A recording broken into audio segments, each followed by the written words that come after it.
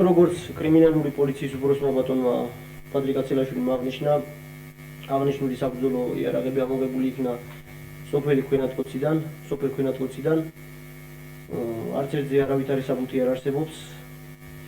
და როგორც მისმა მფლობელებმა განმარტეს, საბრძოლო ხელმძღვანელობა შეძენილი აქვს უცნობი ჯარისკაცისგან, რომლის გვარი და სახელი არ იცის, კარაბინი გადაჭრილი, როგორც აცხადებს მისი მფლობელი სახში ნახა ისე რომ წარმოდგენა არ აქვს საიდან აღმოჩნდა, ხოლო თოფები ეს ოჯახური რელიკვიები, ისე რომ კიდევ აღნიშნავ, არავითარი საბუთი მათზე არ არსებობს. მე მოუწოდებდი ჩვენი რაიონის მოსახლეობას იცით ყველამ რა მდგომარეობა რესპუბლიკაში, რა მდგომარეობა რაიონში, გამოცხადებულია საგანგებო მდგომარეობა და ნაცვლად იმისა, რომ ჩვენ მებრძოლ ბიჭებს, რომლებსაც დღეს ასე უჭირთ იარაღი, თუნდაც იგივე სამაჩაბლოში, იგივე აფხაზეთის რეგიონში და განიცდიან იარაღის ნაკლებობას,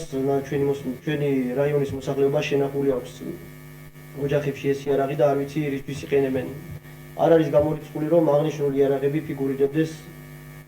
იგივე ყაჩაღობაში და იგივე სხვადასხვა დანაშაულში, რასაც ადგილი ჰქონდა თუნდაც გასული წლების მანძილზე ჩვენი რაიონის ტერიტორიაზე. როგორც ყველამ კარგად ვიცით, რაიონში შემოღებულია სადღეღამისო მორიგეობა, რომელიც უბნების დამიხედვით აქ მოქალაქეებთან ერთად